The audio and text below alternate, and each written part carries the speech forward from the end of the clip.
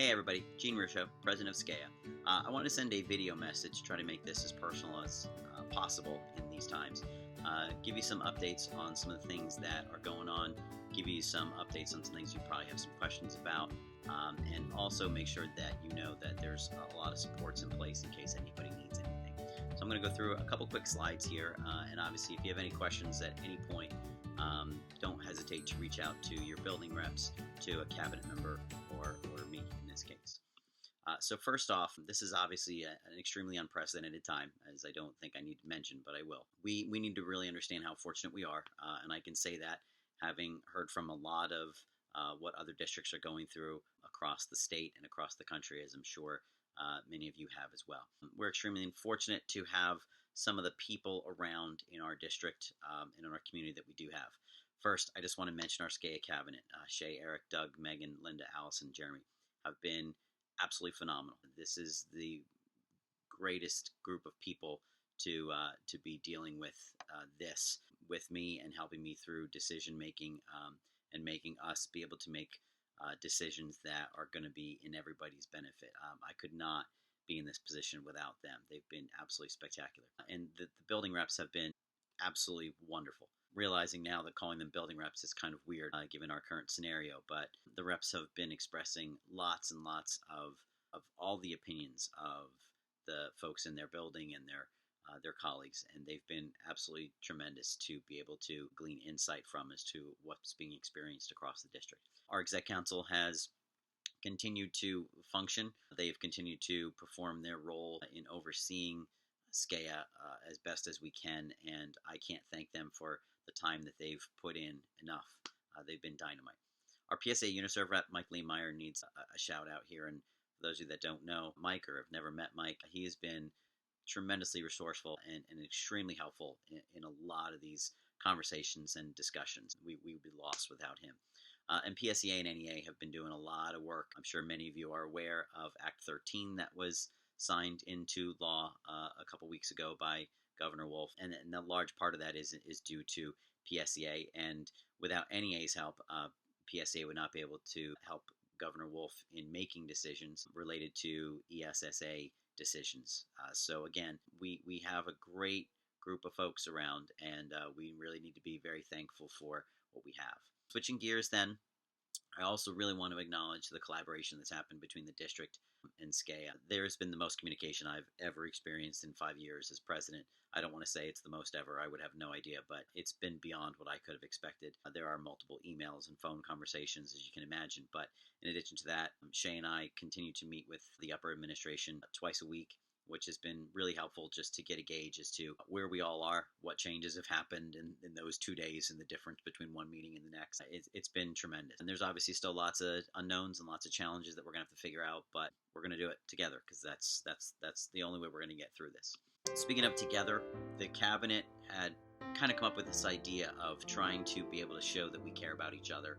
And so we put our SCAEA Cares outreach out there, and a lot of people have participated, and it's been really good to see us taking care of each other. So if you're not familiar, there is a form that you can fill out if you know of somebody who needs just a nice shout out or someone that needs some support. We're not spending any dues money on this. This is literally from one member to another. We're just providing the vehicle, which has been dynamite. So you can see there's a link there to the form in this presentation if you want to send support or kudos to someone.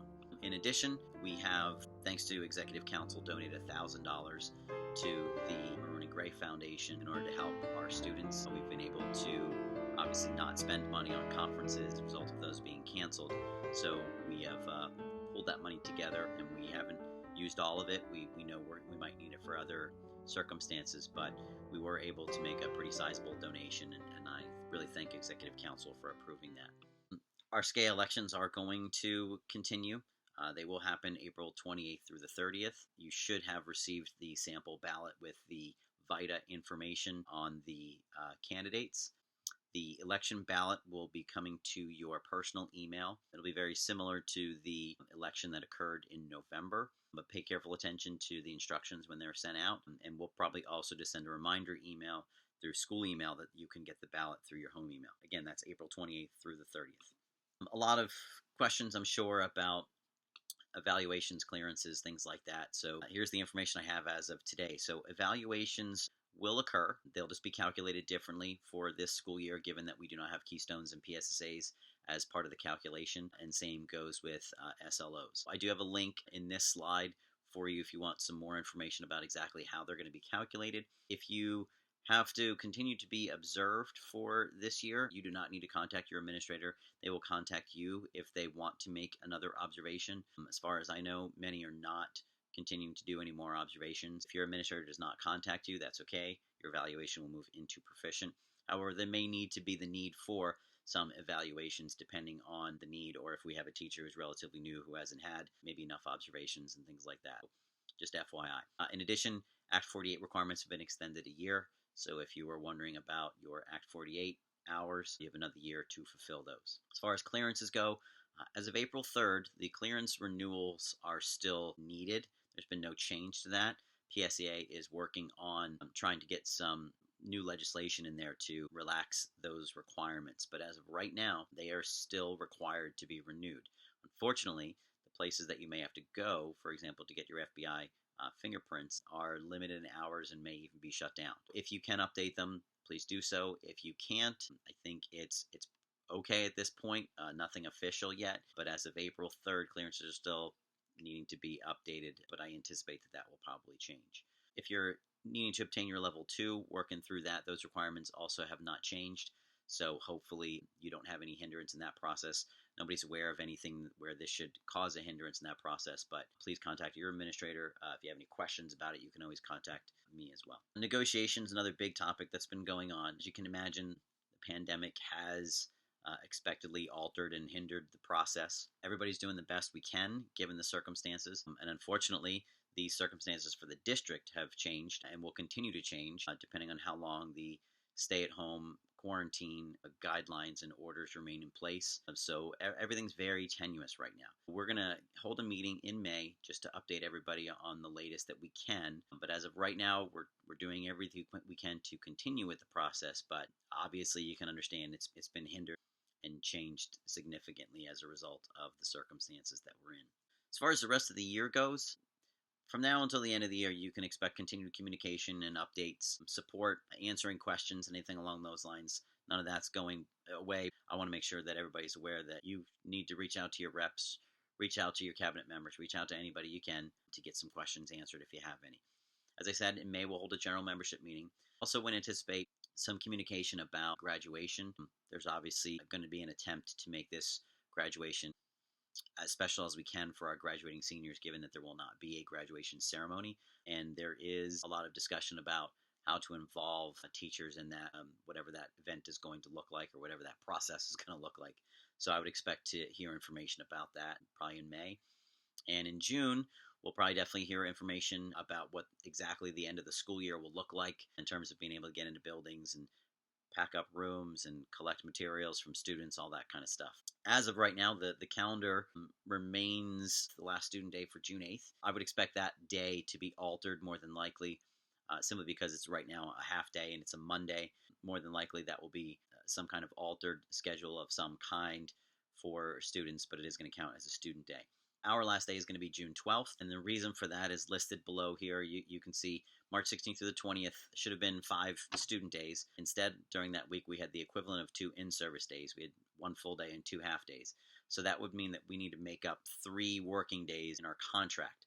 So those are going to happen on May 22nd, which will be a student day. That was a previous snow makeup day. And then the other 2 days are going to be added on to the end of the year as in-service days, June 11th and 12th. And that will mean that we will have 2 fewer student days this year than we normally do, 175 instead of 177. And again, end of the year, I would imagine it's going to be extremely flexible. We have no idea what our social guidelines are going to look like at that point.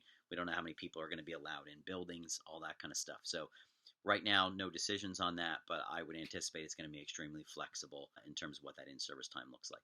Beyond there, there's more question marks than I can even count. So we're going to do our best to update everybody as much as we can with as much information as we know, and we'll communicate it as soon as we do know. And then finally, I really wanted to take a minute to keep Marty in your thoughts.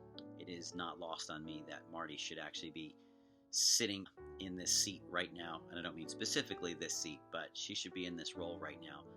There's obviously a lot of support that's happening for her, which is amazing.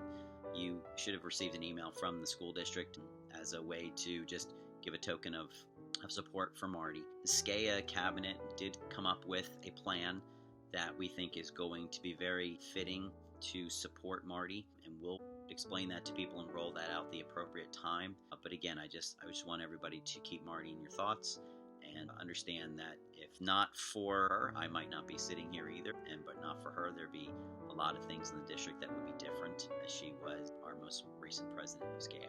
So again, I would really appreciate that. And that's all the updates I have for now. If you, again, have any questions, please feel free to reach out to your reps.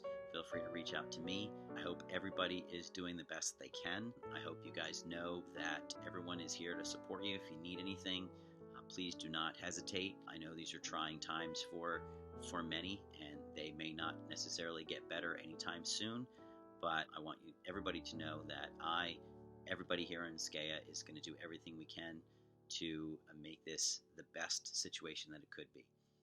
So thanks, and I hope to see everybody really soon.